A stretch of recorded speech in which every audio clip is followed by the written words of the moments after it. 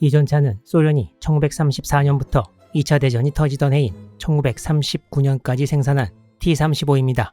이 전차를 처음 보면 누구나 한 가지 의문이 듭니다. 도대체 포탑을 왜 이렇게 많이 달아놓은 걸까? 이 전차는 76.2mm 주포탑 하나와 45mm 포탑 2개, 그리고 2개의 7.62mm 기관 총탑을 보유했습니다. 마치 전함의 주포를 육지로 옮겨놓은 것처럼 보이기도 하는데요.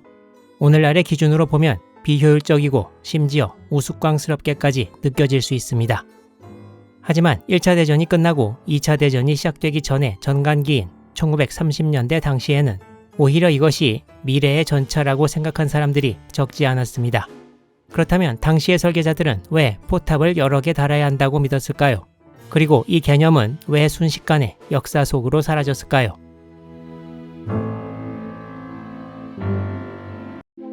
이 차 대전 당시의 전차를 떠올리면 누구나 하나의 큰 포탑을 가진 모습을 생각합니다.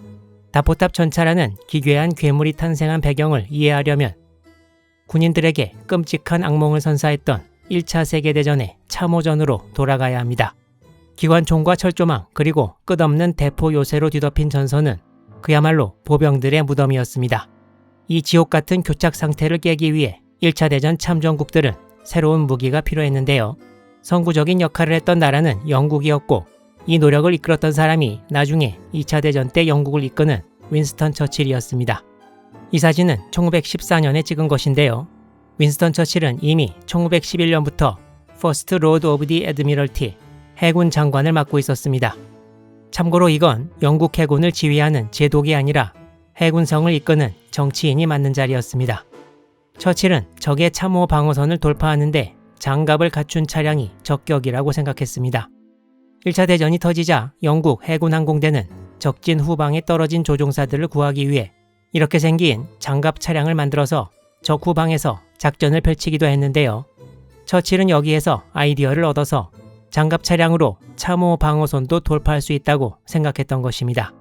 처칠은 곧 랜드쉽 커미티라는 것을 만들어서 신무기 구상에 들어갔는데요. 적의 참호 방어선을 돌파할 무적의 지상 전함을 만든다는 아이디어였습니다. 역시 해군의 영향을 받은 것 같은 이름인데요. 처칠은 이때 나이가 40세에 불과했고 해군 장관을 역임하면서 영국 해군 현대화에도 깊이 관여해서 보수적이었던 영국 육군과는 달리 이런 새로운 아이디어에 개방적이었습니다. 결국 랜드쉽 커미티도 주로 해군 인사들로 이루어졌고 이것이 궁극의 육군 무기가 해군에서 먼저 고안된 이유였습니다. 윈스턴 처칠과 랜드쉽 커미티는 처음에는 적의 방어선을 완전 무력화시킬 수 있는 그야말로 랜드쉽에 걸맞는 슈퍼 헤비 탱크 초중전차를 계획했습니다. 처음에는 1000톤짜리 그리고 이어서 300톤짜리 돌파 무기를 만들려고 했으나 1944년에 나온 티거2가 70톤이 채 안 되었던 것을 생각해보면 1차 대전 초반의 기술로 300톤짜리를 만드는 것은 불가능했습니다. 결국 영국은 31.4톤짜리 마크 1 전차를 만들어 1916년 9월 쏨 전투에 처음 투입하면서 전차전의 서막을 열게 됩니다. 하지만 마크 1 전차는 장갑이 5.8에서 11.9mm에 불과해서 독일군 야포 혹은 K 불릿이라 불린 철갑 소총탄에 쉽게 파괴되었고 아직 지상 전함의 꿈을 버리지 못한 영국은 새로운 무기를 고안합니다. 바로 플라잉 엘리펀트라고 불리는 전차였는데요. 날아다니는 코끼리라는 뜻이지만 실제로는 독일군의 사격을 전부 막아낼 만한 두꺼운 장갑을 두른 초중전차 구상이었습니다.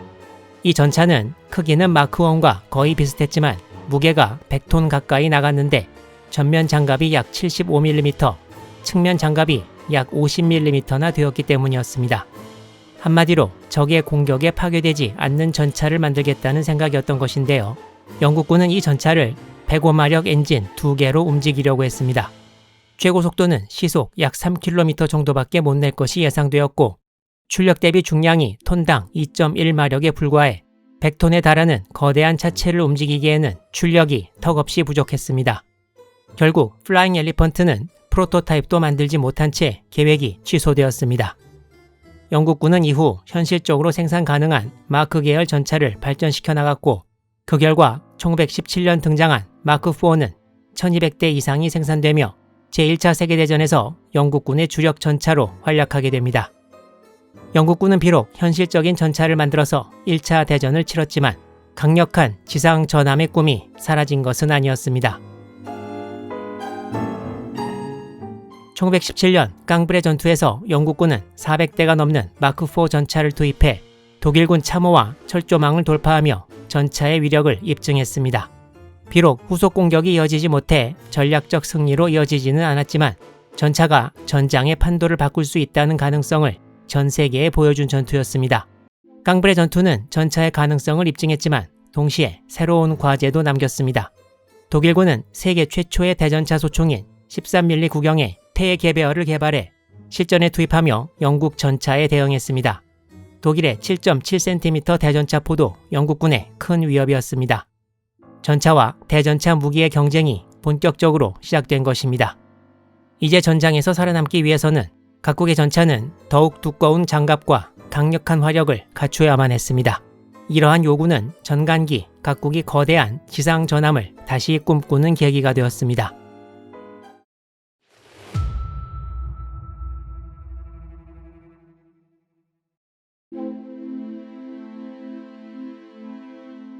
이 노력이 낳은 결정체가 바로 1925년 영국 비커스사의 A1E1 인디펜던트 전차였습니다. 비커스사는 당시 영국의 거대 군수 기업으로 유명한 비커스 기관총과 각종 야포, 그리고 일본 순양 전함 공고까지 건조한 회사였습니다. 바다의 거대 장갑 전함을 만들던 기술력과 패기를 가지고 지상으로 눈을 돌렸으니 그들이 만든 새로운 전차가 지상의 전함을 표방한 것은 어쩌면 당연한 수순이었을지도 모릅니다. 이 전차는 이름부터 인디펜던트, 즉 독립전차였는데요. 다른 보병이나 지원부대 없이 이 전차 한 대만으로 전선을 독자적으로 지배하겠다는 야심이 그대로 투영된 무기였습니다. 이 전차 차체의 중앙 가장 높은 곳에는 적 전차를 상대할 47mm 주포탑을 얹었고 그 주변에는 비커스 기관총탑 4개를 배치해 모두 5개의 포탑을 갖춘 독특한 구조였습니다. 당시 군사 전문가들은 전차가 보병 진지를 상대하려면 기관총이 필요하고 적 장갑 차량을 잡으려면 주포가 필요하고 측면과 후방에서 오는 위협도 막아야 한다고 생각했습니다. 이렇게 여러 방향으로 다양한 화력을 투사하기 위해서는 하나의 포탑보다 여러 개의 포탑이 더 효과적이라고 믿었던 것입니다. 하지만 한 대 제작된 시제차를 굴려보니 단점이 쏟아졌습니다. 엔진은 그럭저럭 쓸만했지만 포탑 5개를 동시에 운용하는 지휘 통제 문제가 더 심각했습니다. 7명의 승무원이 각자 맡은 임무를 수행하고 전차장 1명이 전체를 통제해야 하는데 당시에는 차내 통신수단이 매우 원시적이어서 큰 어려움이 있었습니다. 결국 영국군에서는 1930년대 이후부터는 빠르게 기동하는 순항 전차와 두꺼운 장갑을 가진 보병 지원 전차를 구분해 발전시키기 시작합니다. A1E1 인디펜던트는 단 한 대만 제작되었지만 그 영향력은 결코 작지 않았습니다. 이 전차는 각국 군 관계자들의 집중적인 정보 수집 대상이 되었고 노먼 베일리 스튜어트라는 영국군 장교는 이 전차의 설계도를 독일로 빼돌리다 적발되기도 했습니다. 정작 지상 전함의 종조국인 영국은 이 환상에서 깨어나 발을 빼기 시작했는데 그 사상을 받아들이고 이제 막 독이 든 성배를 들이키려고 하는 나라가 있었으니 바로 소련이었습니다.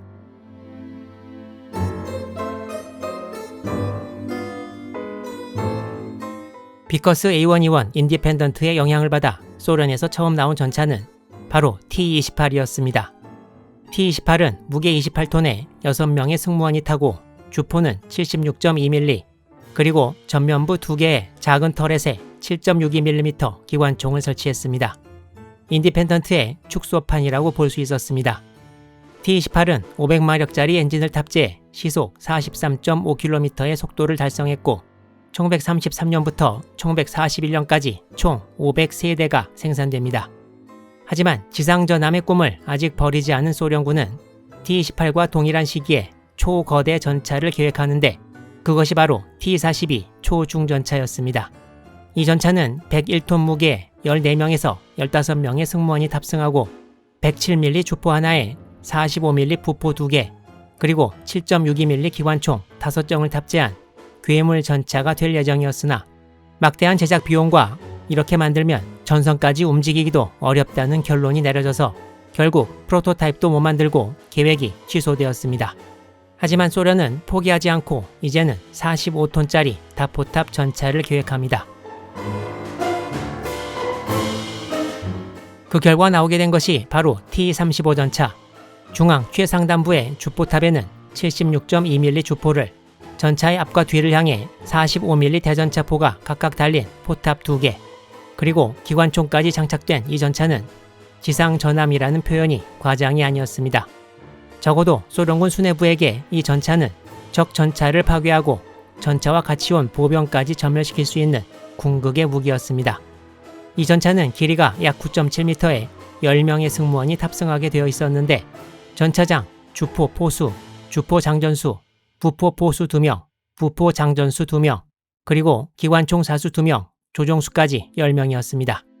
T-35는 제작 비용이 많이 들어 1934년부터 39년까지 약 60대 생산에 그쳤고 그중 일부가 독소전에서 독일군을 맞아 싸우게 됩니다. 하지만 거대한 차체로 인해 기동성이 떨어지고 변속기 관련 문제도 심각해서 1941년 10월경을 마지막으로 일선에서는 찾아볼 수 없게 되고 전쟁 막판에는 무기를 전부 제거한 채 고정식 방어 진지와 바리케이드로 사용되었습니다. 소련을 전쟁에서 승리하게 만든 것은 초거대 다포탑 T-35 전차가 아니라 26톤 무게의 4명이 타는 T-34였습니다.